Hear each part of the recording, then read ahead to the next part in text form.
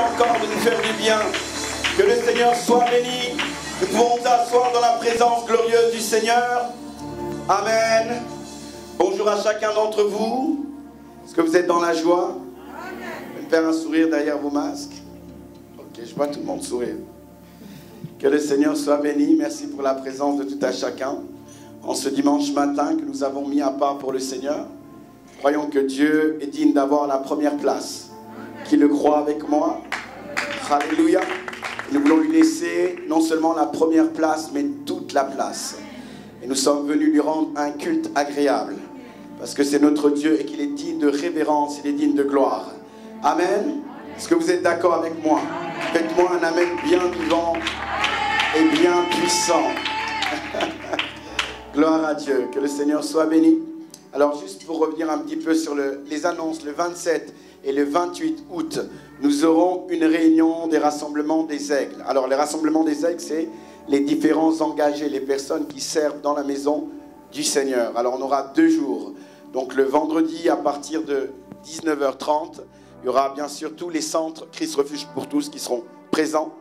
Et la journée du samedi où le Seigneur va nous entretenir sur plusieurs points. On nous fera aussi l'Assemblée Générale, mais toute la journée, le Seigneur va nous équiper, nous enseigner. Nous voulons avoir le focus sur ce qu'il veut. Amen. Donc la plupart, que ce soit sur Lorient, Laval et puis aussi Amiens, seront vraiment présents. Donc je vous demande de pouvoir, en tout cas, tout faire si vous êtes engagé pour être présent. Et si vous n'appartenez pas encore à un service, si vous avez le désir de participer à cette réunion, essayez de vous rapprocher d'un responsable pour qu'on puisse vous inscrire et que vous puissiez aussi prendre ce temps. Amen. Où c'est un temps un peu de rafraîchissement, mais aussi d'édification, nous avons besoin. Vous savez, au travers les différentes situations, le Covid, le confinement, ça ne nous a pas permis ces dernières années de pouvoir se rassembler ensemble. On n'a pas fait Sunago, on n'a pas fait la CAD, et il y a plusieurs choses qu'on n'a pas pu faire. On veut vraiment essayer en tout cas de se rassembler et puis aussi de présenter les différentes visions. Amen. Amen. Ok, donc on essaie de prendre note et puis je sais que le Seigneur nous fera du bien. Alléluia. Gloire à Dieu. C'est dans la joie ce matin. Alléluia. Est-ce qu'il y a une église qui est en feu pour Dieu? Gloire à Dieu. Nous voulons une église qui est en feu pour Dieu. Alléluia. Nous n'avons pas le choix. Amen. Nous devons être en feu pour le Seigneur. Que le Seigneur soit béni. J'aimerais ce matin bénir mon cousin qui est là, qui est aussi pasteur. Alléluia. Pasteur Samuel et son épouse. Est-ce que vous pouvez vous lever? On veut vraiment vous accueillir. Alléluia. C'est mon cousin. Il est blanc. C'est mon cousin. Il est aussi pasteur. Nous sommes très contents de vous recevoir. Merci d'avoir pris en tout cas la peine de venir célébrer le Seigneur avec nous ce dimanche. Nous vous aimons. Alors c'est le cousin du pasteur Audrey. Donc c'est mon cousin aussi. Et il est aussi pasteur et nous bénissons le Seigneur pour lui, son épouse et ses enfants. Que le Seigneur vous bénisse. Nous voulons vraiment vous honorer dans cet endroit. On veut vous recevoir comme des hommes de Dieu et des femmes de Dieu. Soyez vraiment bénis. Merci pour votre présence ce matin. Amen. Alors j'aimerais que tu puisses maintenant encourager la personne qui est à côté de toi. Dis-lui, bienvenue dans la présence de Dieu. Tu peux aussi acclamer pour sa vie. Alléluia. Acclame bien. Tu peux bien acclamer. Alléluia. Clame bien. C'est bon. C'est bon. Gloire à Dieu. Alors nous allons passer à la parole de Dieu. Et le Seigneur va, je le crois, nous faire du bien ce matin. Amen. Nous allons prendre plusieurs textes. Donc le premier texte se trouve dans Genèse 25, à partir du verset 29. Vous pouvez le marquer. Genèse 25, verset 29 à 34. Nous lirons aussi le livre de 1 Roi 19, du verset 1 au verset 8. Et pour terminer, je lirai juste un autre passage qui se trouve dans Genèse 35 au verset 18. Genèse 35 au verset 18. Je vais demander à ma sœur Anita de pouvoir lire Genèse 25.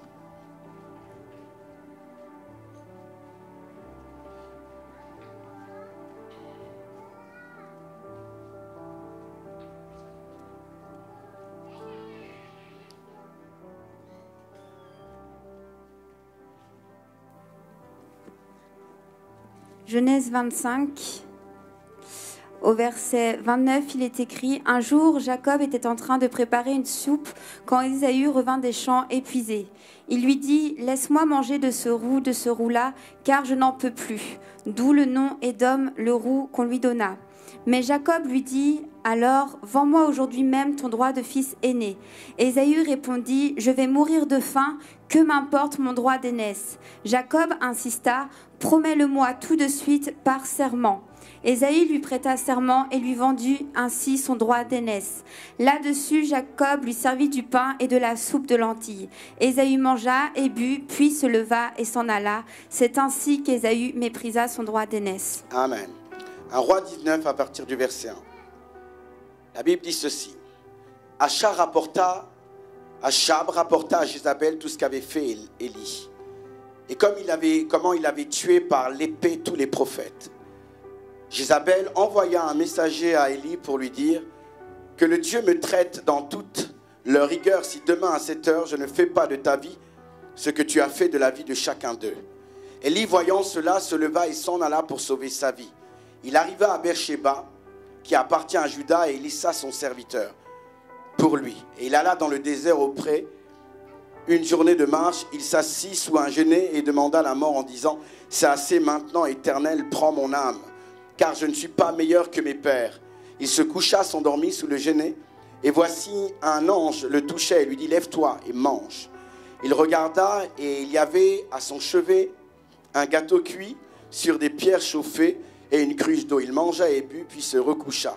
L'ange de l'Éternel vint une seconde fois, le toucha et dit « Lève-toi, mange, car le chemin est trop long pour toi. » Il se leva, mangea et but, et avec la force que lui donna cette nourriture, il marcha 40 jours, 40 nuits, jusqu'à la montagne de Dieu à Horeb. Et je lirai aussi Genèse 35, au verset 18, juste le verset 18, vous pourrez lire après.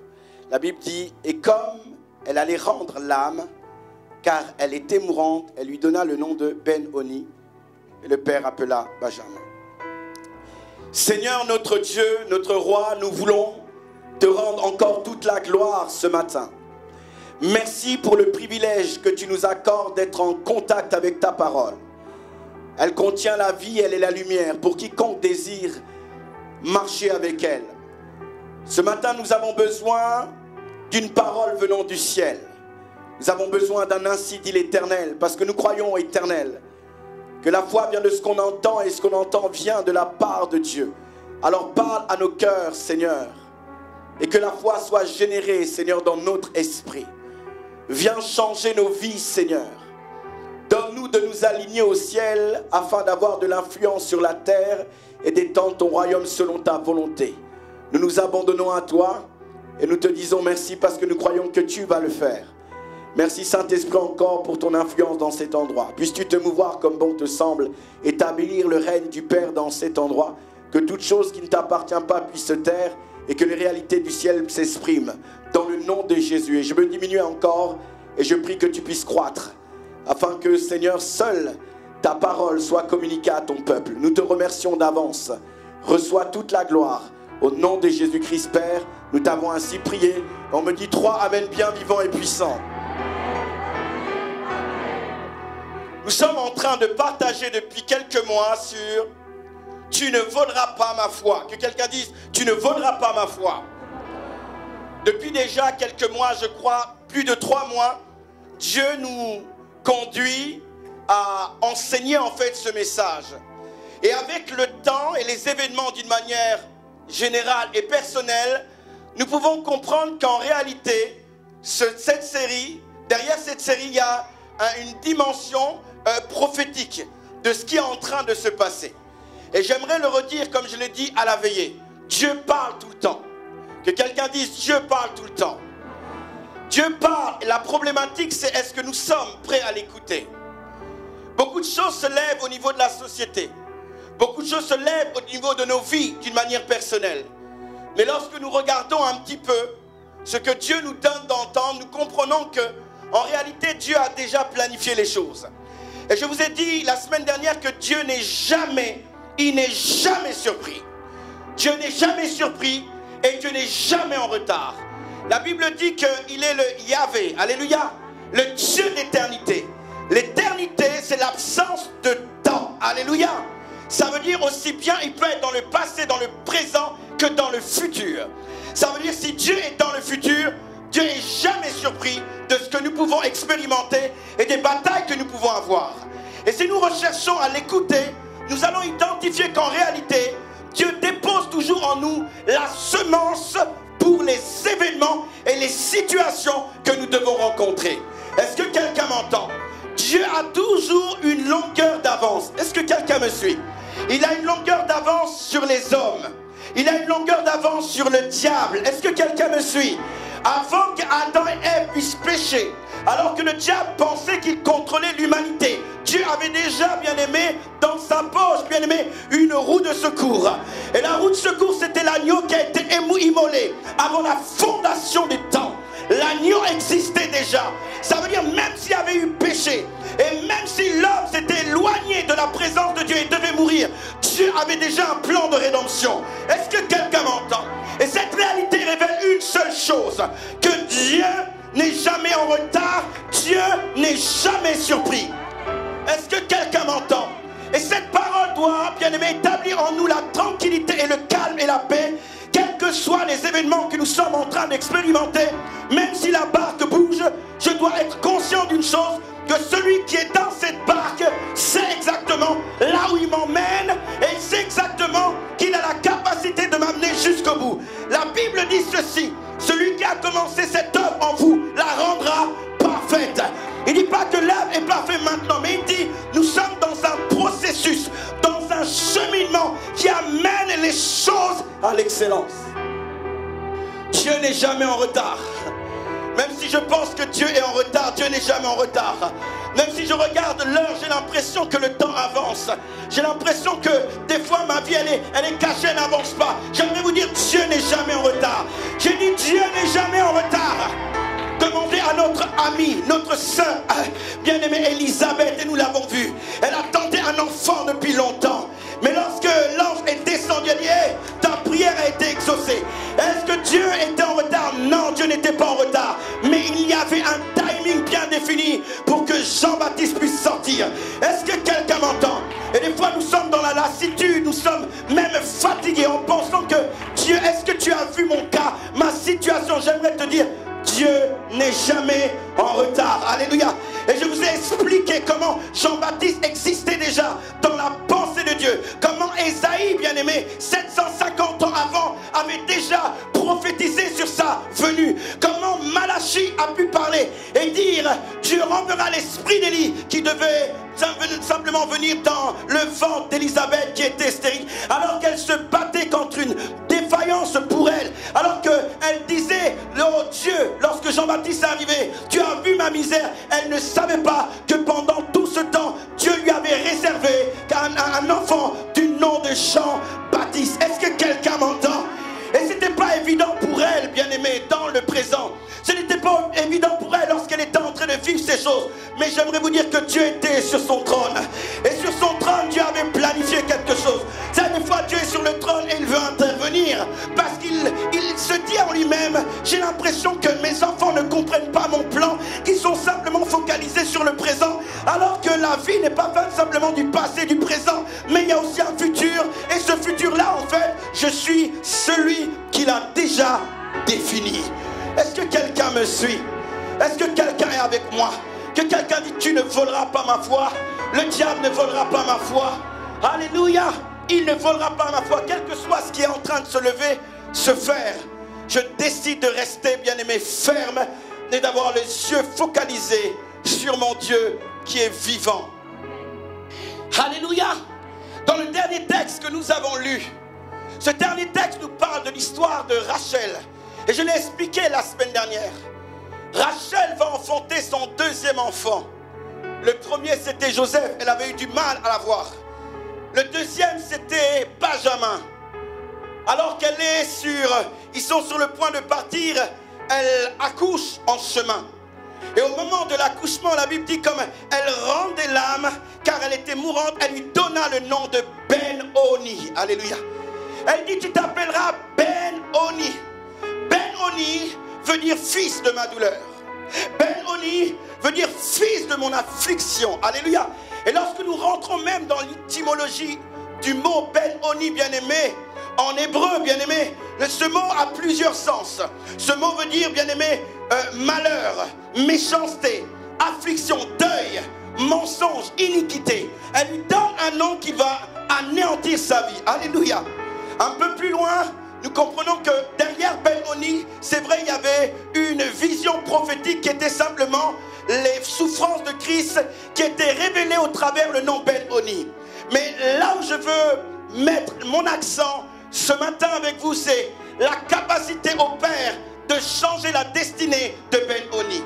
Alors qu'elle est en train de mourir, elle l'appelle Ben-Oni, fils de ma souffrance. Et lorsque vous regardez l'histoire de Jacob, il n'a jamais intervenu dans les noms de ses enfants. C'est toujours ses femmes qui ont donné les noms. Léa a parlé, a donné le nom de Siméon, a donné le nom bien-aimé plutôt Ruben. Alléluia, Siméon, Lévi, Judas. Et jusque-là, Jacob n'est jamais intervenu dans le nom de ses enfants. La première fois qu'il intervient dans le nom de ses enfants, c'est Benjamin. Alléluia. Parce qu'il y avait une destinée de malheur qui était libérée. Et il devait à tout prix changer le nom de Ben-Oni à Benjamin avant que Rachel puisse mourir. Est-ce que quelqu'un me suit? Est-ce que quelqu'un me suit? Alléluia. Il n'a pas laissé Ben-Oni.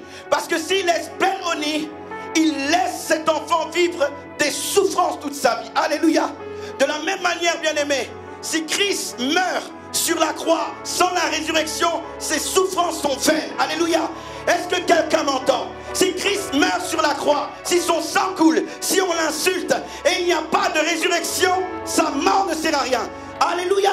Il est important qu'il y ait la résurrection. Voilà pourquoi, bien-aimé, Jacob doit dire non. On ne va pas l'appeler Ben-Oni, mais on va l'appeler Benjamin, qui signifie fils de ma droite. Est-ce que quelqu'un m'entend? Et je vous ai dit la semaine dernière ceci. Celui qui a le dernier mot gagne. Alléluia. Que quelqu'un dise celui qui a le dernier mot gagne. Que quelqu'un dise celui qui a le dernier mot gagne.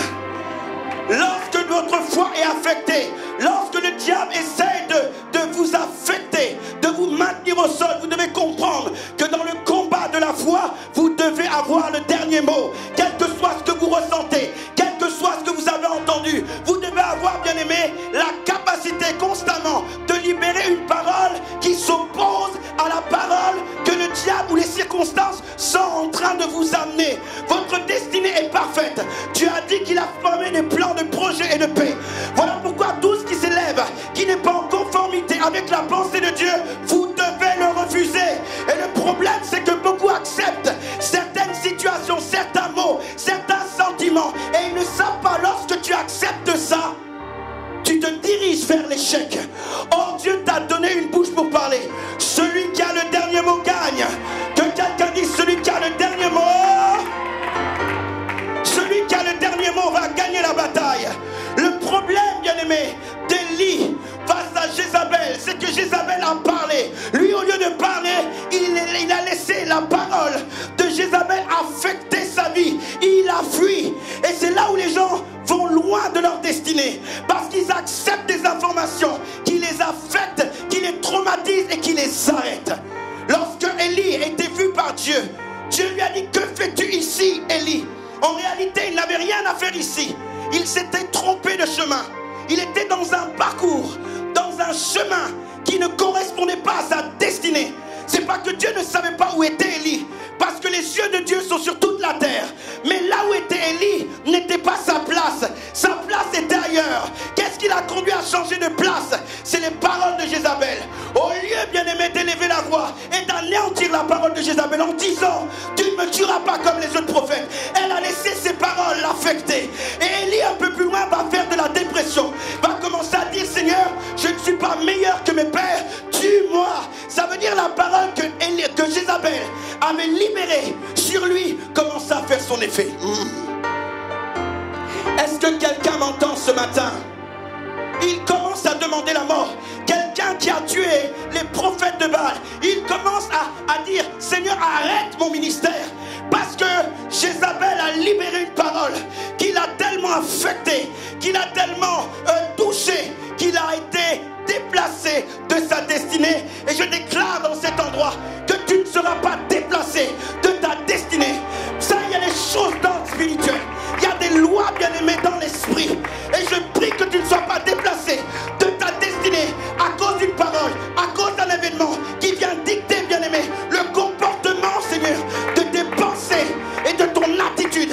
Parce qu'il est vrai, bien-aimé, que plusieurs peuvent te dire des choses, le diable peut te dire des choses. Les événements peuvent influencer ta vie et t'amener dans une destinée qui n'est pas ta destinée. Mais je déclare ce matin que ça ne sera pas ton cas. Dans le nom de Jésus-Christ de Nazareth, tu auras le dernier mot. Je dis à quelqu'un, tu auras le dernier mot. Dis à quelqu'un, tu auras le dernier mot. Il te faut avoir le dernier mot. Jésus, lorsqu'il a confronté le diable l'a affronté. Le diable lui a donné des informations. Est-ce qu'il s'est tué? Non. Qu'est-ce qu'il a fait? Il a répondu. Et à la fin, il dit, maintenant Satan, éloigne-toi de moi. Il a eu le dernier mot. Il a eu la victoire. Est-ce que quelqu'un reçoit quelque chose? Je dis ce matin, tu vas avoir le dernier mot dans cette bataille. Tu vas avoir le dernier mot dans ces sentiments qui sont à l'intérieur de toi. Tu vas avoir le dernier mot face à cet événement. Il va falloir que tu parles. Oh mon Dieu, oh mon Dieu. Pourquoi, bien-aimé, Israël est resté 40 jours fermé, bloqué face à Goliath? 40 jours. Goliath s'avançait, libérer des paroles, personne pour parler, personne pour répondre. Tant que personne ne parle, tu resteras au même endroit. Tant que personne ne parle, tu resteras, bien-aimé, sur place. Même si tu fais partie de l'armée de l'Éternel. Ils étaient des élites, ils étaient des combats, mais face à un homme, à cause de ses paroles, ils étaient paralysés. Il y a des choses dans ta vie des fois qui ne bloquent pas, qui sont bloquées. Il y a des limitations qui sont là. Pourquoi? Parce que le diable sait que tu es une victime.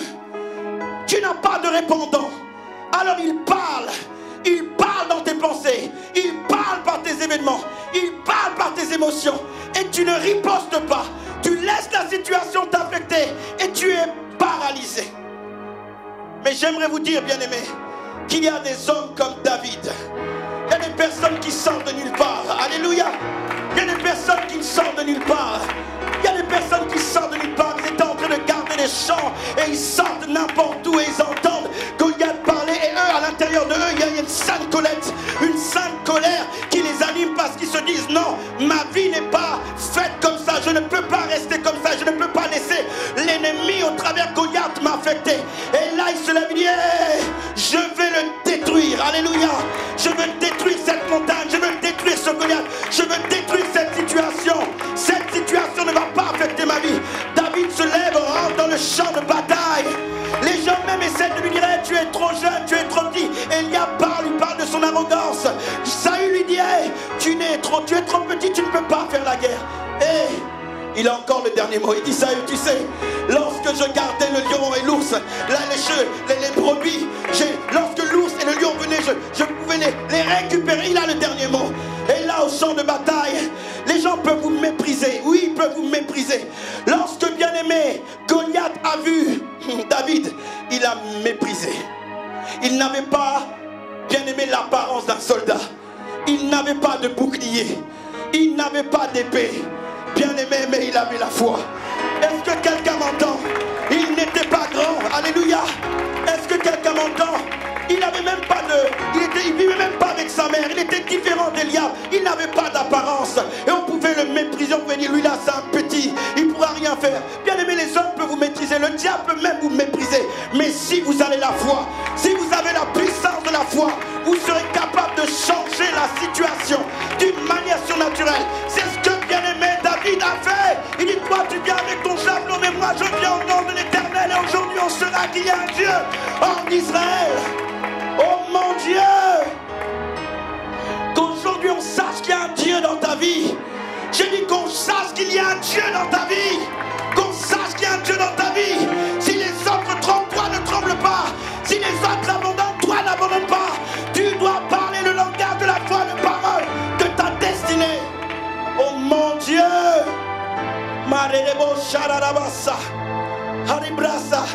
C'est quoi cette situation qui s'élève contre toi et tu restes muet? Tu parles une fois, tu t'arrêtes. Tu parles une fois, tu es affecté. Là, bien-aimé, le royaume de Dieu appartient à ceux qui sont violents. Est-ce que quelqu'un m'entend? Ceux qui ont la mentalité de guerrier, ceux qui ne se laissent pas abattre, ceux qui sont même quand ils sont au sol, même au sol, dans le silence, quelque chose va se passer. Je dis quelque chose va se passer. Même au sol, quelque chose se passe. Ils parlent, ils murmurent, mais leur murmure c'est « Tu ne vas pas gagner. Je gagnerai parce que l'Éternel est avec moi. Cette situation ne va pas affecter ma vie. Je remporterai la victoire. » Celui qui a le dernier mot, celui qui a le dernier mot va gagner. Celui qui a le dernier mot remporte la victoire. Oh mon Dieu! Celui qui va crier plus fort que les autres. Alors Bartimée, alléluia. Est-ce que quelqu'un m'entend? Il crie plus fort, il remporte la victoire. On lui dit de se taire. Est-ce que tu vas te taire? Est-ce que tu vas t'arrêter? Est-ce que tu vas laisser cette situation affecter ta vie et te paralyser? Celui qui a le dernier mot gagne. Bien-aimé, la vie chrétienne, bien-aimé, est une histoire de loi et de principe. Le diable doit comprendre à qui il a affaire. Les événements doivent comprendre à qui ils ont affaire. Christ en toi, bien-aimé. Tu es en Christ, Christ à l'intérieur de toi. Et Dieu a fait des projets exceptionnels pour ta vie. Je vous ai raconté la semaine dernière l'histoire d'Ésaü. Je vous ai dit qu'on lui a volé sa bénédiction. On lui vole sa bénédiction. Il vient auprès de son père. Il dit, Père, bénis-moi. Le père dit, trop tard. J'ai donné la bénédiction à ton frère Jacob. Jacob m'a eu. Jacob m'a trompé et j'ai libéré ma parole. Et je ne peux pas donner la bénédiction à tout le monde. Alléluia. Est-ce que quelqu'un me suit? Et il est là, Ésaü. Il commence à dire à son père, n'a-t-il pas une bénédiction pour moi? Son père dit, désolé, je n'ai plus rien. Mais il continue. Le père dit, non, je ne peux pas donner une autre bénédiction, je l'ai donnée. Il continue, et là, son père ouvre la voie. Et il parle. Il dit, j'ai encore une bénédiction. Alléluia. Est-ce que quelqu'un m'entend? Il dit, en allant librement là et là, tu briseras le joug de ton frère. Tu vivras de ton épée. Ésaü a changé sa destinée. Parce qu'il a eu le dernier mot. On l'avait volé, mais il avait le dernier mot. Alléluia. On t'a volé, mais il faut avoir le dernier mot. On t'a affecté, mais il faut avoir le dernier mot. Est-ce que quelqu'un m'entend? On t'a mis au sol, mais il faut avoir le dernier mot. Il y a une situation qui a été créée pour t'atteindre, mais tu dois avoir le dernier mot. Il a eu le dernier mot, il n'a pas laissé tomber. Et je vous ai raconté toute son histoire, comment il a prospéré, comment son père, son frère avait peur de lui après 14 ans. Quand son frère l'a rencontré, il avait peur. Et pourtant, c'était Jacob qui devait avoir la domination. Mais lorsque Jacob est sur le chemin de rencontrer son frère, il se dit, je suis fini. Je suis mort. Il se prosterne plusieurs fois, il donne des biens à son frère. Alléluia. Il y a quelque chose qui a changé. Jacob même peut être surpris. Il y a des choses qu'on peut vivre dans les coulisses dont personne ne sait. Parce qu'on a décidé d'avoir le dernier mot avec Dieu. On a décidé de parler le langage de Dieu. Alors que la situation peut nous conduire à arrêter. Celui qui a le dernier mot gagne. Est-ce que quelqu'un me suit? Quelqu'un dit, celui qui a le dernier mot gagne. Alléluia. Celui qui a le dernier mot gagne.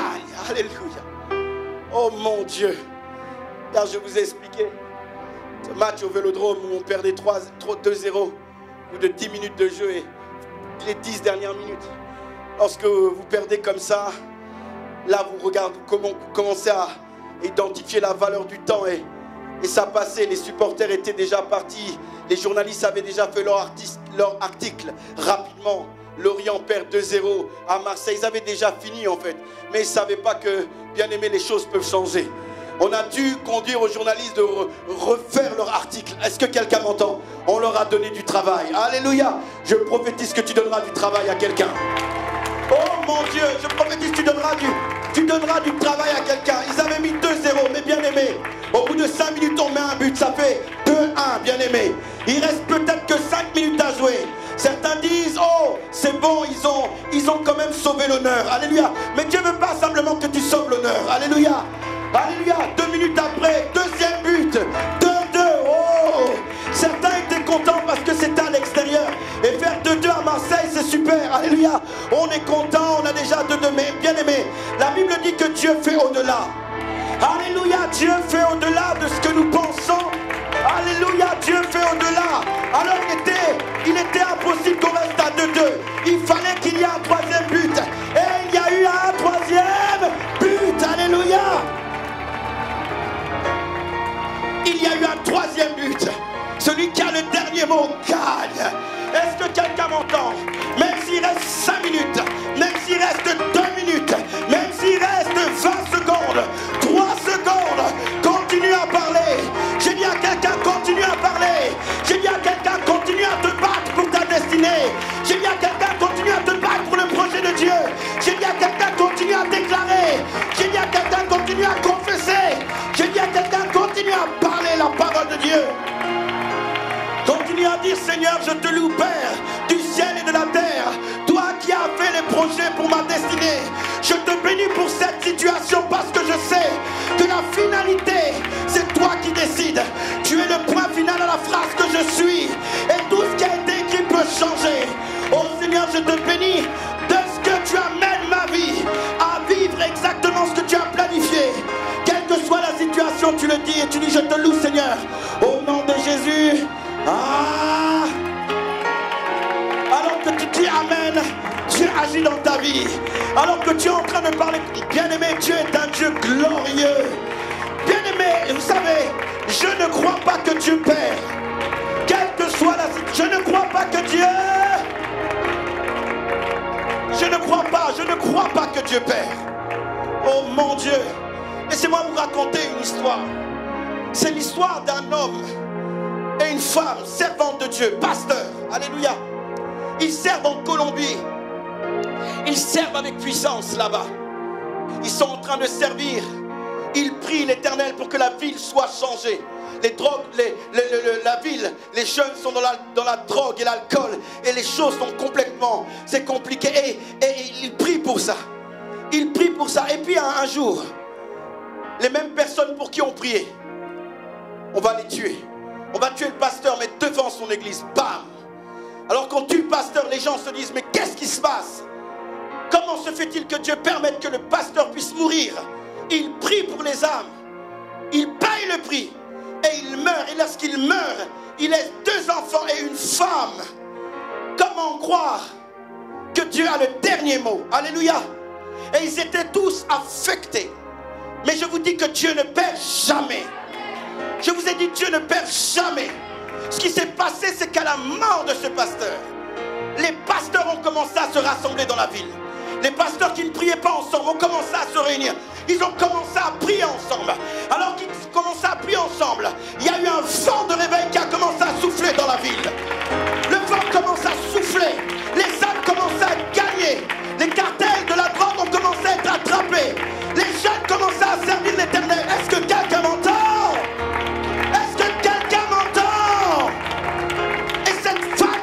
Je comprends maintenant. Au départ, je ne comprenais pas comment ça se fait. Nous prions et Dieu permet à ce que ce pasteur meure. Mais il y a eu un mouvement de réveil surnaturel. Voilà pourquoi je peux déclarer sur cet autel que Dieu ne perd jamais. Il ne perd jamais. Même quand on ne comprend pas, il ne perd jamais. Ça peut mettre 1 an, 2 ans, 3 mois, 6 mois, 9 mois. Mais nous pouvons voir la puissance de Dieu agir pour celui qui croit et celui qui fait confiance. Mon Dieu, mon Dieu, mon Dieu, mon Dieu. Celui qui a le dernier mot gagne. Celui qui a le dernier mot gagne. Quand le diable veut toucher ma foi, quand quand il veut voler ma confiance en Dieu, je dois parler. Nous avons lu les textes dans Genèse 25. C'est l'histoire de Jacob et Ésaü. La Bible va nous dire ceci, que Ésaü va revenir du champ fatigué. La Bible dit qu'il va être épuisé. Alors qu'il est épuisé, les Écritures nous révèlent que Jacob va lui demander de vendre son droit d'aînesse. Alors qu'il est fatigué, il accepte le droit d'aînesse. Il accepte de vendre son droit d'aînesse pour la nourriture. Est-ce que quelqu'un me suit? J'aimerais vous parler, bien-aimés, ce matin. La pensée que Dieu a mise dans mon cœur, c'est sécuriser les 3 dimensions de notre être. Sécuriser les 3 dimensions de notre être. Dans notre sous-thème, tu ne voleras pas ma foi. Sécuriser les 3 dimensions de notre être. Alléluia. Est-ce que quelqu'un est avec moi? Vous savez, la Bible dit dans Thessaloniciens 1 au chapitre 5 au verset 23. La Bible dit que l'aspiration de Dieu, c'est que tout notre être soit sanctifié. Esprit, âme et corps. L'homme a été créé en 3 dimensions. Et l'aspiration profonde de Dieu, c'est que ces 3 dimensions soient mises à part. Ça veut dire soient consacrées. Ces 3 dimensions puissent répondre au projet de Dieu. Nous avons 3 dimensions. Le corps, c'est ce qui nous permet de toucher. L'âme, c'est ce qui nous donne d'être en contact avec la personnalité des gens. Et l'esprit, c'est ce qui nous permet d'être en contact avec les choses invisibles, les choses surnaturelles et les choses spirituelles.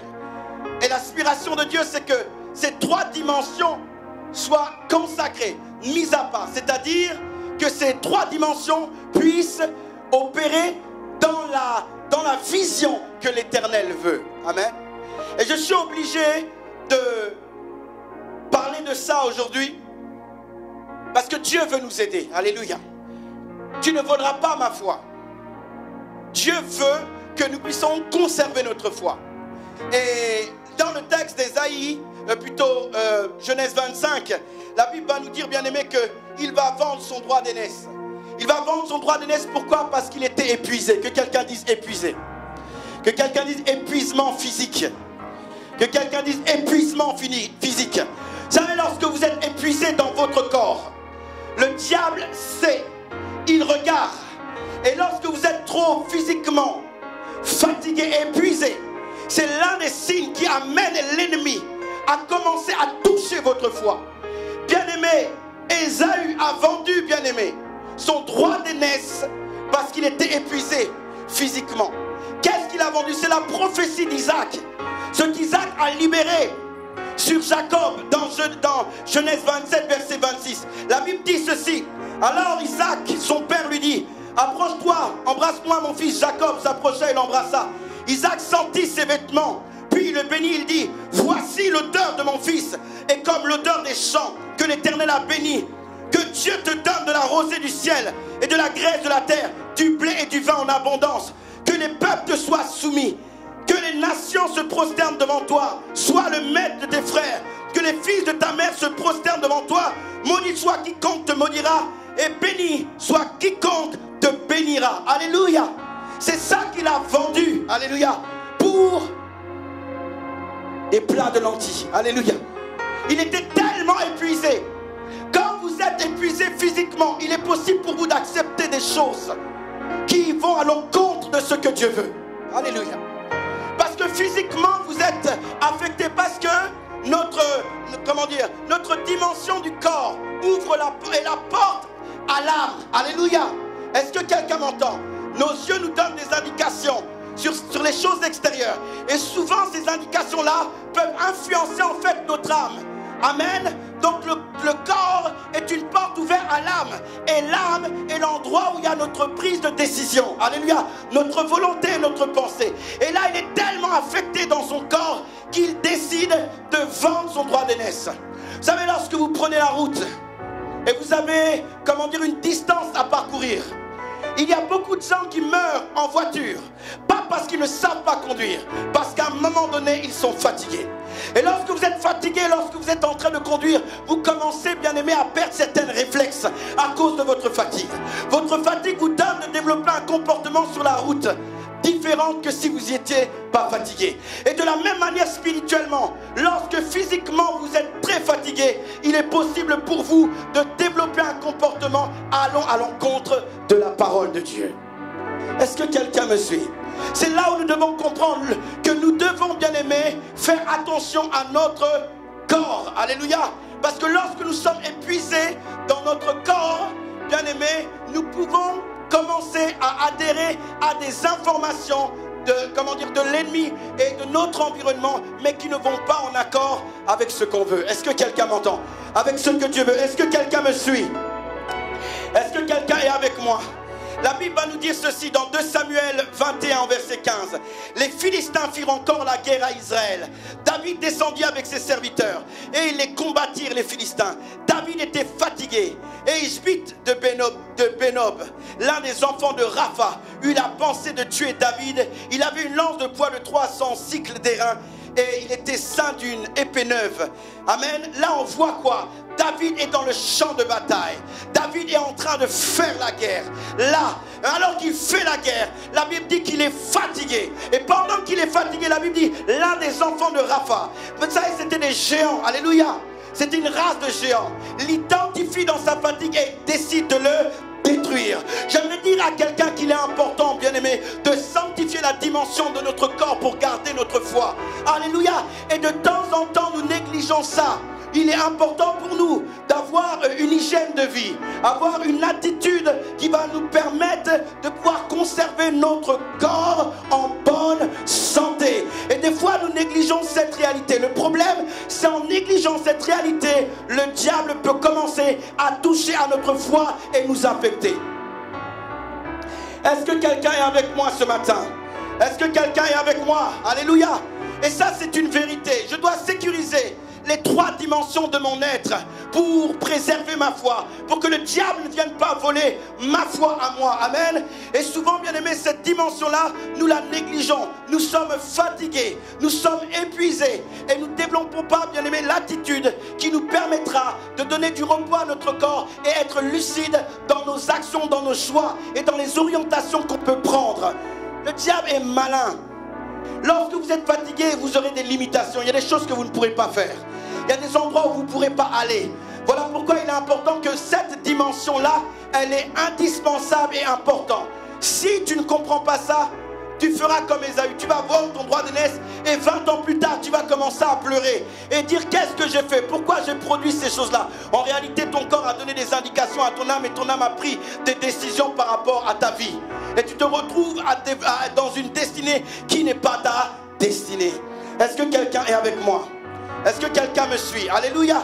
Donc nous devons bien aimer mettre un programme, avoir une hygiène de vie qui va permettre de conserver notre corps, qui va nous permettre d'opérer encore dans la foi. Alléluia. La deuxième chose, même bien aimé, c'est l'épuisement psychologique. Amen. Lorsqu'on parle de l'épuisement psychologique, c'est la vie psyché, la vie qui est dans l'âme. On a une vie qui est dans l'âme. Et il est important pour nous de faire attention à ça. La Bible dit dans Nombre 20. Nombre 20, c'est l'histoire de Moïse. Nombre 20, c'est l'histoire de Moïse. Et je vais le lire un peu rapidement. La Bible dit dans Nombre 20, verset 1. Le premier mois de l'année, toute la communauté d'Israël parvint au désert de Tsin. Le peuple établit son campement à Kadesh. C'est là que mourut Myriam et qu'elle fut enterrée. Le vin a manqué. Alors le peuple s'attroupa pour s'emparer de Moïse et Aaron. Ils s'en prirent à Moïse et lui dirent: ah, si seulement nous étions morts quand nos compatriotes ont péri devant l'Éternel. Pourquoi avez-vous mené la communauté de l'Éternel dans le désert pour nous faire mourir, nous et notre bétail? Pourquoi nous avez-vous pas fait quitter l'Égypte et venir dans ce lieu de misère? Ici on ne peut rien semer. Il n'y a ni figuier, ni vigne, ni grenade. Il n'y a pas d'eau à boire. Moïse et Aaron s'éloignèrent de l'assemblée pour se diriger vers l'entrée de la tente de la rencontre. Et ils se jetèrent face contre terre. Alors la gloire de l'Éternel leur apparut. L'Éternel parla à Moïse et lui dit, prends ton bâton et avec ton frère Aaron, rassemblez la communauté. Devant eux, vous parlerez à ce rocher pour qu'il donne son eau. Ainsi tu feras jaillir pour eux de l'eau du rocher. Et tu donneras à boire à la communauté et au bétail. Moïse prit le bâton qui se trouvait devant l'Éternel, comme celui-ci lui avait ordonné. Moïse et Aaron convoquèrent l'assemblée devant le rocher. Désignés. Et Moïse leur dit, écoutez donc rebelles que vous êtes. Croyez-vous que nous pourrons faire jaillir pour vous de l'eau de ce rocher? Moïse leva la main et par 2 fois frappa le rocher avec son bâton, et l'eau jaillit en abondance. Alléluia. Amen. Dans ce texte-là, on voit quoi? On voit un peuple qui est en train de murmurer devant Moïse et Aaron. Moïse avait tellement travaillé. Il devait gérer plus d'1 million de personnes pendant des années. Alors qu'ils sont dans le désert, les peuples, comme toujours, se rassemblent autour de lui et commencent à le critiquer, commencent à dire, ces mêmes peuples qui souffraient depuis 430 ans, commencent à dire, il aurait fallu qu'on puisse mourir avec nos frères ou rester simplement dans le désert. Moïse commence à recevoir ces informations-là. Alors que ces informations-là affectent son âme, il va dans la présence de Dieu. La gloire se manifeste. Et Dieu lui donne des recommandations. Alors que Dieu lui a donné des indications d'aller par le rocher, Moïse va. Mais il ne parle pas au rocher, il frappe. Alors derrière, c'est vrai qu'il y a une symbolique spirituelle. Alléluia. Le rocher, c'est Christ. Amen. Le rocher, c'est Christ. C'est Christ notre rocher. C'est lui qui nous désaltère. Amen. Et il fallait que ce rocher soit frappé pour préparer ce que Christ devait subir.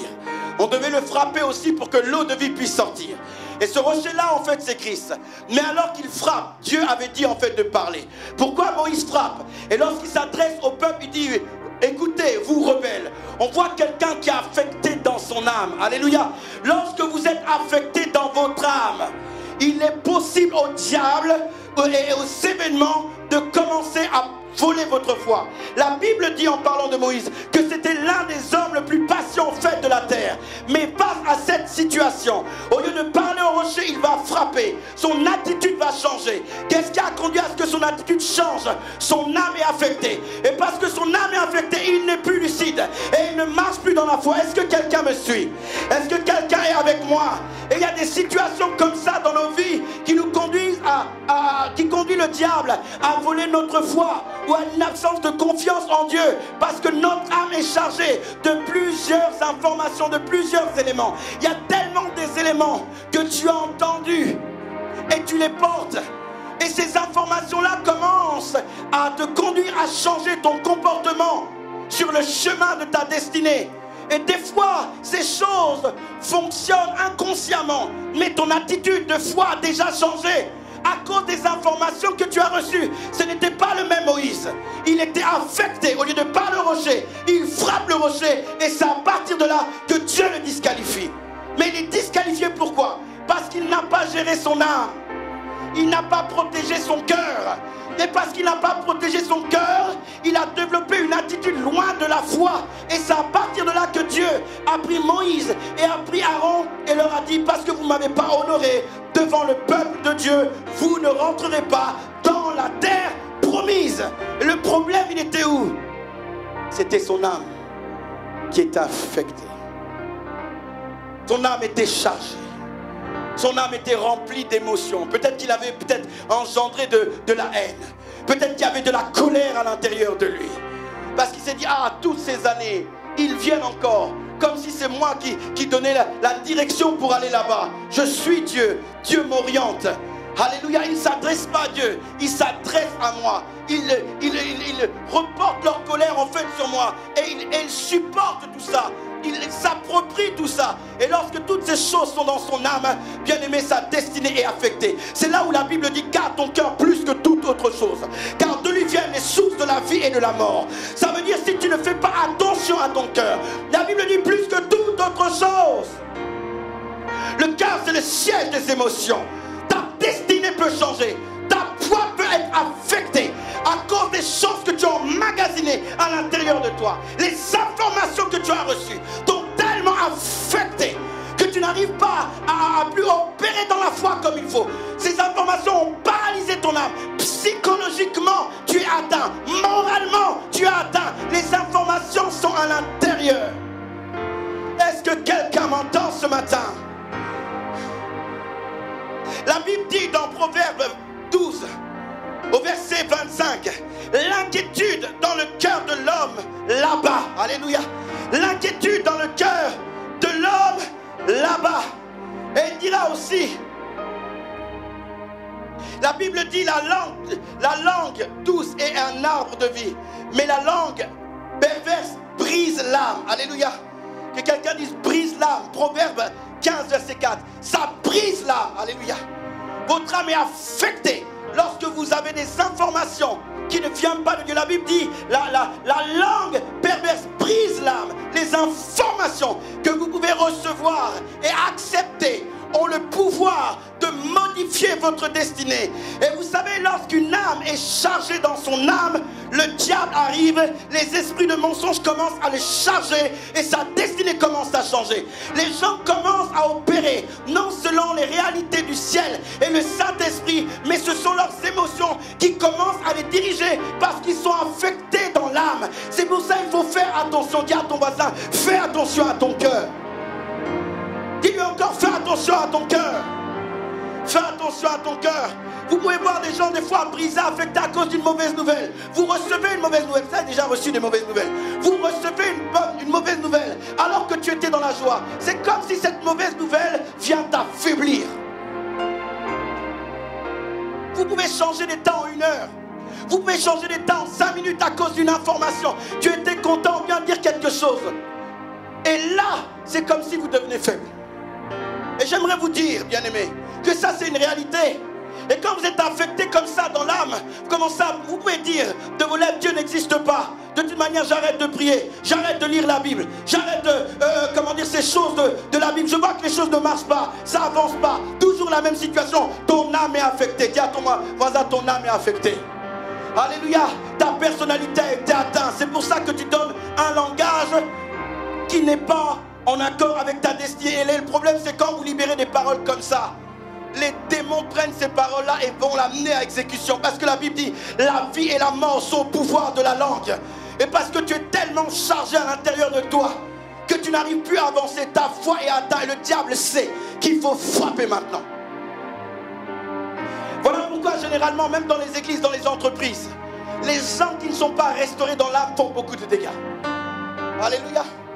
Beaucoup de dégâts, parce qu'il y a tellement à l'intérieur, tellement affecté, tellement de choses. On m'a fait, on m'a dit, ils ont dit, toutes ces choses-là, là, à l'intérieur, j'aimerais dire à quelqu'un, il faut avancer. Dis à quelqu'un, avance maintenant. Dis à quelqu'un, avance maintenant. Alléluia. Ne laisse pas les informations t'affecter. Moïse, tu as tellement fait. Tu as été courageux lorsque Dieu t'a appelé dans le buisson ardent. Tu as été courageux. Tu as laissé ton palais pour aller vivre avec tes frères qui étaient esclaves. Tu as laissé ces choses. Moïse, tu as dit à l'Éternel, je ne sais pas parler, mais tu as décidé quand même d'accepter la parole. Tu as affronté Pharaon qui contrôlait les Hébreux depuis des années. Moïse, tu as vu tellement de choses.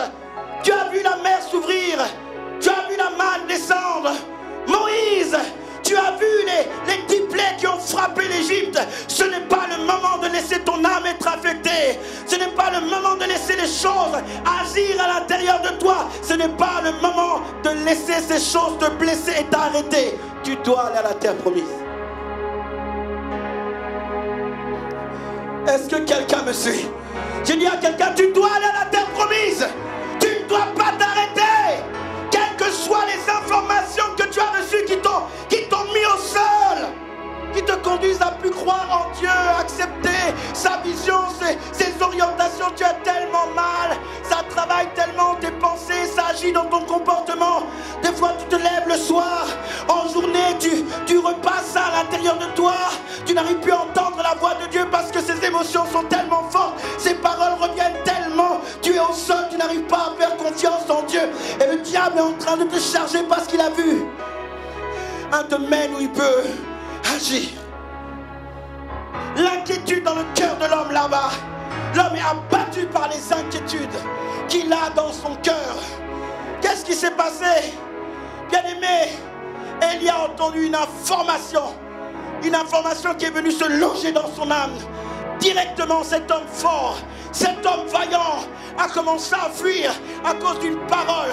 Son comportement a été modifié. Il a commencé à faire de la dépression. Il dira, Seigneur, tue-moi. À cause de quoi? Une parole. Avant ça, il était dans la victoire. Après cette parole, il était dans la dépression. Qu'est-ce qu'il y a eu entre deux? Une parole qui a été libérée. Et cette parole a modifié son comportement et sa destinée. Est-ce que quelqu'un me suit ce matin? L'Éternel dit que tout votre être entier soit sanctifié. Votre âme doit être sanctifiée. Votre manière de penser, de réfléchir doit être sanctifiée.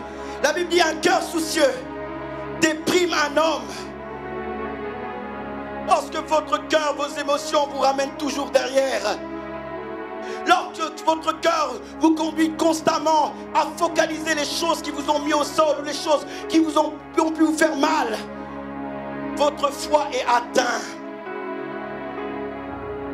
Certains n'arrivent pas à décoller dans la vie chrétienne. Ils ne décollent pas. Trop de blessures émotionnelles, tellement affectées. Ils font un pas en avant, 3 pas derrière, 1 pas, 2 pas, 5 pas derrière, blessés à l'intérieur.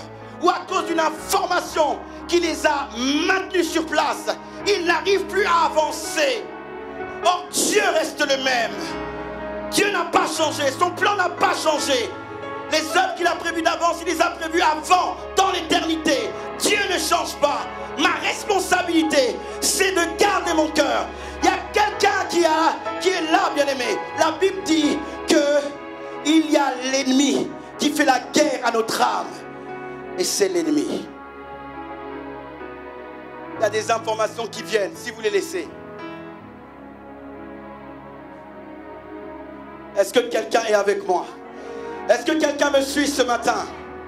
Vous savez, je lisais la vie de Jacob et je me suis rendu compte d'une chose. Lorsque Jacob a quitté la maison de Laban, il est parti avec les dieux de son père. Rachel a pris les dieux de son père. Alléluia. Elle est partie avec en cachette. Elle a pris avec. Ils ont évolué. Rachel est décédée. Mais avant qu'elle décède, je ne sais plus c'est quel chapitre, Dieu parle à Jacob. Il lui dit, repars à Bethel. Repars dans la maison de l'Éternel. Et il décide de repartir à Bethel. Mais avant de repartir à Bethel, il dit aux membres de sa famille, sortez les dieux au milieu de vous.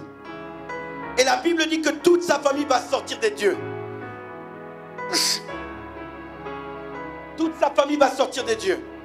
Mais ce qui m'étonne dans cette situation, c'est que dans la première histoire, c'était seulement Rachel qui avait ramené des dieux. Mais lorsqu'on évolue, on avance, on voit que les dieux se sont multipliés. La réalité est celle-ci, si vous ne gérez pas certaines choses qui doivent être gérées, vous allez amener l'augmentation de ces choses. Au lieu d'ôter simplement un dieu au départ, ils ont dû ôter plusieurs dieux. C'est comme si ces choses-là se sont multipliées à l'intérieur. Et des fois, si vous ne décidez pas de refuser certaines paroles qui vous ont blessé, qui vous ont fait du mal, concrètement, d'une manière authentique, ces choses vont augmenter. Et vous allez paralyser dans la foi. Est-ce que quelqu'un est avec moi ce matin? Est-ce que quelqu'un reçoit quelque chose? La Bible dit, déchargez-vous sur lui de tous vos soucis. 1 Pierre 5, verset 7. Déchargez-vous sur lui de tous vos soucis, car lui-même prend soin de vous. Une fois pour toutes, déchargez-vous de lui de tous vos soucis. Car lui prend soin de vos soucis. La Bible dit au verset 8, ne vous laissez pas distraire. Soyez vigilants, votre adversaire le diable rôde. Regardez comment ce passage, il est écrit. La première chose, il dit, une fois pour tous, déchargez-vous sur lui de tous vos soucis, car il vous a pris en charge. Le verset 8 dit quoi? Ne vous laissez pas distraire, soyez vigilants. Vous êtes distraits par quoi? Par vos soucis. Alléluia. Est-ce que quelqu'un m'entend? Il dit il faut décharger. Si tu ne décharges pas, bien-aimé, tu vas être distrait. Et la Bible dit ceci. Ensuite, il dit, ne vous laissez pas distraire, soyez vigilants. Votre adversaire, le diable, rôde autour de vous comme un lion rugissant. Il cherche quelqu'un qui se laissera dévorer. Alléluia. Pourquoi le diable dévore? C'est à cause des soucis. Pourquoi le diable a la mainmise et a le contrôle? C'est à cause des soucis.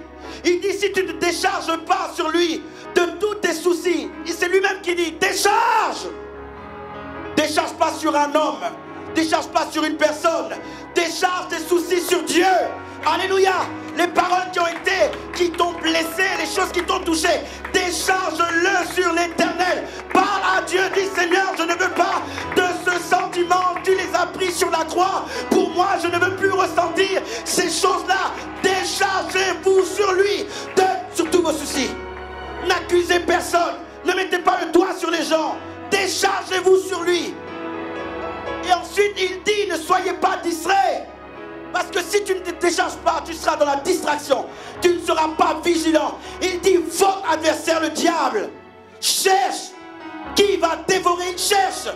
Ça veut dire, bien aimé, qu'il n'a pas la mainmise. La mainmise qu'il a, c'est nous qui lui donnons lorsque nous décidons de ne pas décharger nos soucis sur Dieu. Il est comme un lion. Laissez-moi vous dire que le lion détruit sa proie. Il ne joue pas, il vient pour tuer. Et la Bible dit qu'il est là. Il est en train de chercher à se répéter. Il est en train de chercher dans la vie de jeunes. Il est en train de chercher dans la vie d'un homme, dans la vie d'une femme. Il cherche comment on va le dévorer. Il cherche comment le détruire. Il cherche.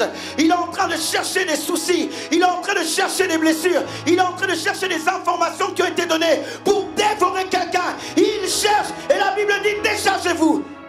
Ne soyez pas distraits. Ne vous laissez pas affecter par l'inquiétude, par les informations qui sont logées dans votre âme. Vous devez les présenter à Dieu et laisser Dieu répandre sa paix. Il dit, portez mon joug car il est humble et doux. Déchargez-vous sur moi de tous vos soucis. Est-ce que quelqu'un est chargé ce matin? J'aimerais dire à quelqu'un, ce matin il est temps pour toi de te décharger. Ce matin il est temps pour toi de laisser ces soucis. Ce matin, il est temps pour toi de laisser cette inquiétude. Ce matin, il est temps pour toi de laisser, bien aimé, ces pensées qui sont en train de te détruire, de t'affecter, de t'affaiblir. Ce matin, tu dois abandonner ces choses. Déchargez-vous sur moi de tous vos soucis. La Bible va nous dire ceci. Dans Philippiens 4, au verset 6, n'entretenez aucun souci. En toute situation, exposez vos besoins à Dieu. Pourquoi tu entretiens? Alléluia. Dis à ton voisin, pourquoi tu entretiens? Non, dis-lui, pourquoi tu entretiens? Nous sommes à l'église. Alléluia. Arrête d'entretenir ce mystère à l'intérieur de toi. Arrête d'entretenir ces pensées qui sont en train d'affaiblir ta foi. Tu dois maintenant regarder à Dieu. Des fois, on ne sait pas décharger. On a du mal à décharger. On a du mal à lâcher prise. Tu dois lâcher prise. Lâcher prise, c'est croire que Dieu a pris tes soucis, tes fardeaux. Lâcher prise, c'est croire que Dieu a un plan et un projet pour toi dans ta vie. Lâcher prise, c'est de faire confiance à Dieu. De faire confiance à Dieu. Il m'est arrivé à plusieurs fois d'être avec ma fille et des fois elle est dans la crainte. Elle ne veut pas sauter, j'ai peur. Je lui dis, vas-y, saute. Je vais te rattraper. Elle voit le vide. Elle se dit, mais est-ce qu'il faut que je saute? Et des fois, Dieu est là, il nous voit, il nous dit, mais vas-y, alléluia. Et on a comme peur. J'aimerais dire à quelqu'un, lâche prise. Tu dois maintenant faire confiance à Dieu. Dans cette situation, je parle d'une véritable confiance. Je parle, bien aimé, d'être... La Bible dit que, voici mon serviteur, il est tel un aveugle. Alléluia. Son serviteur est aveugle et sourd. Ça veut dire que dans sa vie, ce n'est pas lui dit qu'il la maîtrise, mais Dieu devient ses yeux, Dieu devient ses oreilles. Est-ce que quelqu'un m'entend? Et il laisse le Seigneur diriger. Ne laissez pas les soucis vous abattre. Laissez pas les informations affecter votre vie. Décharge-toi. Décharge-toi. Dieu est venu sur la croix afin que nous puissions décharger nos soucis. Il y a eu Benoni parce que Benjamin devait arriver. Il y a eu Benoni, fils de ma douleur, de ma souffrance. Alléluia. Pour que Benjamin arrive, fils de ma droite, l'autorité. Décharge. Décharge. Décharge. Sois léger. Fais confiance à Dieu. Tu es tellement dans les pensées, tellement focalisé sur cette situation que tu es paralysé dans ta foi. Tu ne peux pas décoller. La peur est installée. L'inquiétude a trop pris la place. La vie et la mort sont au pouvoir de la langue. La Bible dit, garde ton cœur plus que toute autre chose. De ton cœur, la vie peut se manifester. Qu'est-ce qu'il y a à l'intérieur de toi? Décharge. Ne vous inquiétez de rien, dit l'Éternel. Déchargez-vous, Église. Tu veux porter, tu veux porter, tu veux porter, tu veux porter, tu vas t'écrouler. Tu vas t'écrouler si tu portes. Tu dois te décharger sur lui. Et lorsque tu vas te décharger sur lui, lorsque tu vas te décharger sur lui, tu vas commencer à avoir une vie de foi solide. Parce que ce poids-là, cette information-là, je t'assure, l'ennemi sait et il va jouer avec toi. Les esprits de mensonge vont commencer à affecter ta pensée, influencer ta destinée. C'est pour ça que tu dois entendre cette information, tu dois l'écouter. Tu dois te décharger. Moïse devait aller à la terre promise. Vous savez, il a tellement bien travaillé. Juste à la fin, il vit ces choses-là. Mais Dieu est un Dieu bon. Voilà pourquoi, dans la montagne de transfiguration, Moïse est quand même dans la terre promise. On le voit avec Élie et Moïse. Alléluia. Mais c'est quelqu'un qui a travaillé, il devait y aller. Mais les choses qui étaient dans son âme l'a rendu lourd. Il dit, est-ce que, rebelle, Dieu peut nous donner de l'eau sur ce rocher? Il frappe une fois et il frappe deux fois. L'eau sort. Mais Dieu dit, tu ne pourras pas rentrer. Il était tellement rempli à l'intérieur de lui. Je vous assure que des fois, vous pouvez être là dans votre vie chrétienne et avancer et être chargé dans votre âme sans le savoir. Alléluia. Je vous le dis en vérité. Vous pouvez être là et être chargé. Je l'ai expérimenté. Alors que j'étais dans la foi. Bam, bam, actif. Quand je suis tombé malade. Trop d'informations dans mon âme. Les temps que j'étais en train d'exercer, ça allait. Mais lorsque je me suis retrouvé 2-3 jours comme ça, les choses commençaient à revenir à l'intérieur. Les choses commençaient à revenir, des situations, pas forcément par rapport à ma vie, mais par rapport à la vie de plusieurs personnes. Et j'étais touché à l'intérieur de moi. Et j'étais surpris que ces informations existaient. Est-ce que quelqu'un m'entend? Est-ce que quelqu'un m'entend? Alléluia. Mais lorsque ces choses se manifestent, il faut parler. Il faut présenter les choses à Dieu. Est-ce qu'il ne faut pas rester dans cette... Parce que ça va t'abattre. Tu dois présenter ces choses à Dieu. Tu n'arriveras pas à prier avec tout ça à l'intérieur de toi. Et c'est une indication à l'ennemi. 3 dimensions de notre être. Alléluia. Que nous devons sécuriser. L'âme, c'est le siège des émotions. Si l'âme est touchée, la vie elle est affectée. L'âme est touchée comment? Par les informations qui sont données. Par les mauvaises nouvelles. Des fois, vous pouvez recevoir des mauvaises nouvelles, mais vous pouvez aussi gérer plusieurs mauvaises nouvelles à l'intérieur de vous. Et vous devez scanner exactement si ces choses-là n'agissent pas dans votre cœur et dans votre destinée, et si ces choses-là n'affectent pas votre foi. Parce que ces choses peuvent affecter votre foi. Et si votre foi est affectée, vous ne pouvez pas avancer comme Dieu veut. Mais j'ai une bonne nouvelle. Le Seigneur est celui qui est mort sur la croix afin que de recevoir la restauration de notre âme. La restauration de notre âme. Il est mort sur la croix afin que tu puisses être restauré dans ton âme. la même manière que celui qui a le dernier mot gagne, de la même manière tu dois prendre soin de ton corps, prendre soin de ton âme. Et tu prends soin de ton âme. La Bible dit, ne vous inquiétez de rien, mais en toute chose, faites des supplications. Faites des supplications, des prières. Et la paix du Seigneur qui surpasse toute intelligence comblera votre cœur. En réalité, lorsque vous présentez les choses à Dieu, il y a une paix surnaturelle qui commence à vous combler. C'est quelque chose de surnaturel. C'est une paix dont l'homme ne peut pas donner. C'est une paix dont les situations ne peuvent pas donner. C'est une paix surnaturelle qui vient amener le calme et la tranquillité dans votre âme. Et la Bible dit ensuite, tout ce qui est digne de louange, honorable, est l'objet de vos pensées. Pourquoi? Parce que la paix était générée. Comment la paix était générée? Parce que je me suis adressé à Dieu. Je m'adresse à Dieu, la paix à l'intérieur de moi. Et tout ce qui est digne de louange, honorable, devient l'objet de mes pensées. Mon fardeau disparaît. Mon fardeau part. Mes soucis s'en vont. Les paroles que j'ai reçues qui avaient pour objectif de me détruire. Vous savez, lorsque la parole est arrivée dans la vie d'Élie, Élie aurait dû dire, Seigneur, vois ce qu'elle dit.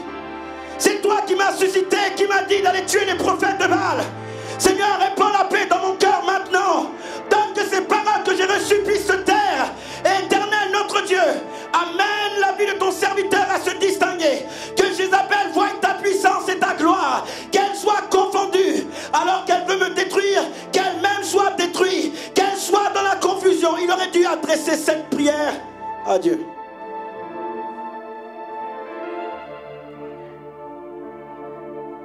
La Bible nous relate une histoire. C'est Pierre et Jean, dans le livre des Actes. Ils se sont fait frapper, fouetter. On les a relâchés. Et ils sont partis voir les frères et sœurs. Et ils ont expliqué la situation. Et la Bible dit tous ensemble, ils ont commencé à adresser des prières. Ils n'ont pas laissé les menaces agir. Ils disent, Seigneur, vois leurs menaces. Et tends ta main. Que ta main soit sur ton église. Qu'il se prodigue des prodiges dans cet endroit ainsi que des signes. La Bible dit qu'ils ont prié. Ils ont prié. Et ils ont tellement prié que le lieu où ils étaient, ça a commencé à trembler. Ils avaient entendu des menaces. Alors ils ont adressé leur prière à Dieu. Ils n'ont pas laissé ces informations dans le cœur. Ils ont adressé ces prières à Dieu. Et Dieu qui connaît toutes choses, déposait la paix. Vous savez ce qui s'est passé? Ils sont partis parler du Seigneur. Alléluia! Ils sont sortis, ils ont commencé à parler. La Bible dit que les signes et les prodiges les accompagnaient. J'aimerais dire à quelqu'un, ce qui est à l'intérieur de toi ne va pas t'arrêter parce que tu te décharges sur Dieu. Et pas alors que tu te décharges sur Dieu, sa paix remplit ton cœur et sa puissance se manifeste dans ta vie et dans la situation. Dieu est plus grand. Dieu est plus grand que les paroles des hommes. Dieu est plus grand que les paroles de l'ennemi. Quel que soit ce qui a été défini, je décide de décharger. Déchargez-vous. Ça veut dire, bien aimé, c'est une décision, c'est une position que nous devons emprunter face à ce qui se passe à l'intérieur de nous. Et je pose la question, ce matin, vas-tu te positionner? Vas-tu prendre la décision de te décharger de tes soucis?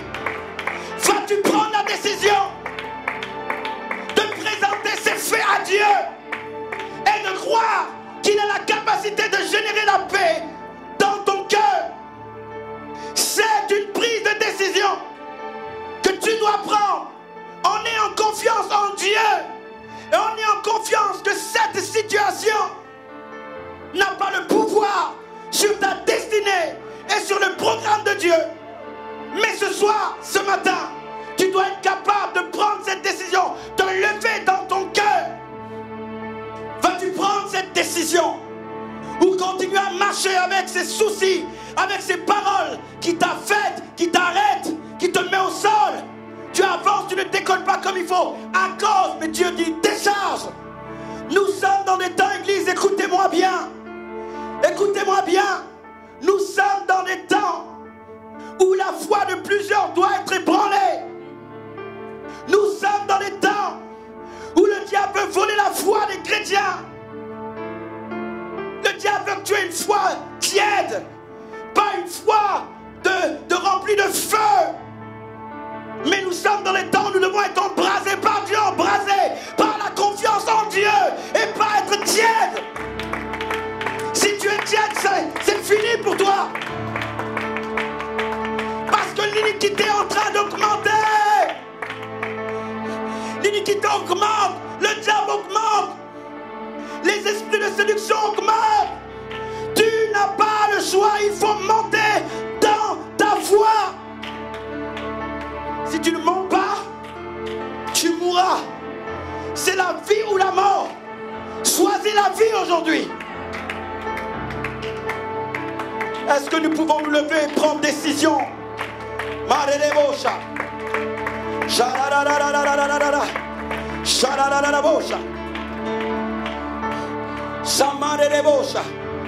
Tu vas prendre une décision à l'intérieur de toi.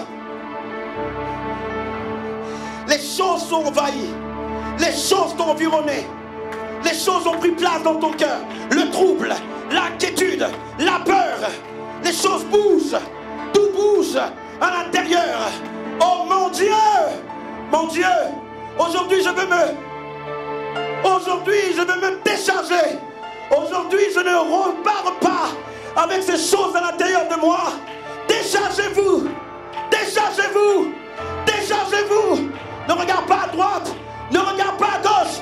Tu dois monter dans la foi. Et pour monter dans cette foi-là, il y a des soucis qui doivent partir. Oh mon Dieu, ce n'est pas toi qui le feras. C'est Dieu qui le fera. À cause de ta position. À cause de l'attitude que tu vas emprunter. Oui mon Dieu. Tu dois lui parler. Décharge-toi. Décharge-toi. Décharge-toi de ces inquiétudes, de ces soucis qui t'empêchent de décoller dans la foi. Ces informations qui t'ont mis au sol. Cette situation qui t'a fait mal. Oh mon Dieu, continue à prier. Continuez à élever vos voix. L'obra de l'Esafa. Shalalabosha. Salabrata. Cher Père, je te loue. Cher Père, je te rends la gloire. Je te rends l'honneur. Merci pour ton Fils unique Jésus, qui est mort sur la croix, afin que j'ai la vie éternelle. Qui est mort sur la croix, afin que je puisse être tel qu'il est. Ce matin, dans cet endroit, je prends la décision de me décharger de mes soucis, d'ôter mes peurs, d'ôter l'inquiétude. Ce matin, dans cet endroit, je sécurise mon âme. Et je dis comme David, pourquoi t'as battu mon âme? Confie-toi en l'Éternel, qui a créé les cieux et la terre. Ce matin, Père, je dis à cette inquiétude de partir. Ce matin, Père, je décide d'avoir le regard focalisé sur toi. Et la puissance de ton esprit agit dans mon cœur. Je garderai mon cœur de la mort.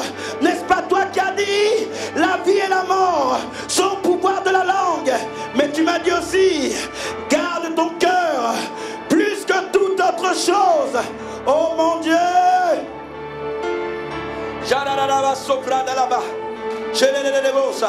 Parle à ton Dieu. Parle à ton Dieu. Parle à ton Dieu. Sécurise cette dimension de l'âme. Sécurise cette dimension que le diable prend en otage. Où il a déjà pris en otage.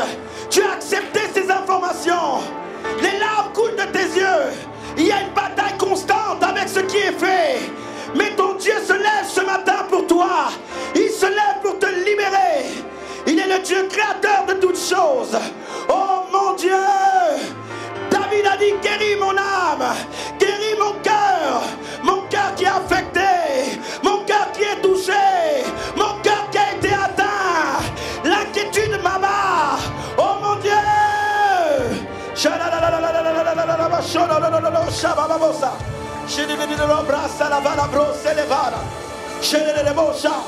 Élève ta voix. Élève ta voix, continue à prier. Décharge, décharge, décharge, décharge, décharge-toi. Parle-lui. Ne vous inquiétez de rien, mais en toute chose faites des supplications. Déchargez-vous de tous vos soucis, car lui prend soin de vous. Ne soyez pas distraits. comme un lion rugissant, cherchant qui dévorer. Mais ainsi dit l'Éternel, personne ne te tuera, tu ne mourras pas, ta destinée ne restera pas là. L'Éternel est ton bouclier et ta force. Oh, par son esprit te relève, par son esprit te restaure. Il ôte le mal qui est à l'intérieur de ton âme. Ces choses qui agissaient dans le secret se voient. Oh mon Dieu. Shalalalabosa, Bradalalabasalaba, Shelelelelelelele, Brudalazalabrandele, Shubradalazoba Mandele Baja, Marelelelelelabalaba. Élève ta voix, c'est une décision, c'est une décision. Il faut parler, il faut dire Seigneur j'abandonne, Seigneur je pardonne, Seigneur je laisse, Seigneur je ne veux plus m'inquiéter, Seigneur je ne veux plus avoir peur, Seigneur ces choses qui sont à l'intérieur qui m'ont blessé, je décide de te faire confiance. Oh mon Dieu, Shalalalalalabama, Shelelelelebo Shamaradalabasa, Brele Sobradalabasa. Au nom de Jésus, au nom de Jésus, au nom de Jésus, au nom de Jésus, continue, continue. Maradadadadada, Sholobro dalabalabra, Selelelelelele bashalamanda, Yele yele yele, Sobalabrandele balabasho. Continue à élever ta voix ce soir. Mandelelele boshaladabasa, Rababababababa. Alléluia. Cher Père, je me réjouis de ce que je suis trouvé en toi. Je me réjouis de ce que je suis victorieux en ton nom. Je me réjouis de ce que je suis plus que vainqueur. Par celui qui m'a sauvé. Ta paix remplit mon cœur. La grâce se manifeste dans cet endroit. Alors que nous avons les yeux fermés ce matin. Nous avons les yeux fermés ce matin. Peut-être quelqu'un veut donner sa vie au Seigneur, mais peut-être quelqu'un aussi veut décharger son cœur devant le Seigneur. Là où tu es, mets ta main sur ton cœur. Mets ta main sur ton cœur, là où tu désires être déchargé. Mets ta main sur ton cœur comme signe distinct à Dieu pour lui dire Seigneur, je te fais confiance. Je décharge maintenant ma situation entre tes mains. Cette main qui est dans mon cœur est ta main. Cette main qui touche mon cœur est ta main. La main qui vient ôter ces choses à l'intérieur. Cher Père, je te rends toute la gloire et l'honneur ainsi que la louange. Merci parce que tu es celui qui nous précède tout le temps. Tu es celui qui connaît toutes choses. Merci pour cette provision de ce matin. Alors que ton peuple, ce matin, prend la décision de se décharger de tous les soucis, de tous les fardeaux, en conformité avec ta parole. Je déclare et proclame que ta paix surnaturelle remplit les cœurs d'une manière surnaturelle maintenant. Maintenant, maintenant, Rabakosha, maintenant, je prie qu'il y ait une œuvre surnaturelle. Maintenant, Shibras, je prie Saint-Esprit que tu puisses te mouvoir dans cette assemblée. Je prie Saint-Esprit que tu puisses te mouvoir maintenant, que tu passes dans les rangs, tu passes dans les vies et tu commences à toucher les cœurs. Tu touches les cœurs. Tu touches les cœurs maintenant. Sharadabas. Libra de la fabro kasharaba. Lo fabra que les vabra. Là où le diable avait la main mise, j'ordonne à l'ennemi de lâcher au nom de Jésus. De lâcher au nom de Jésus. Je parle à toute influence qui agissait dans le secret en ayant pour objectif détruire. J'ordonne à l'ennemi de partir, de lâcher l'emprise. Au nom de Jésus, tu lâches. Tu lâches.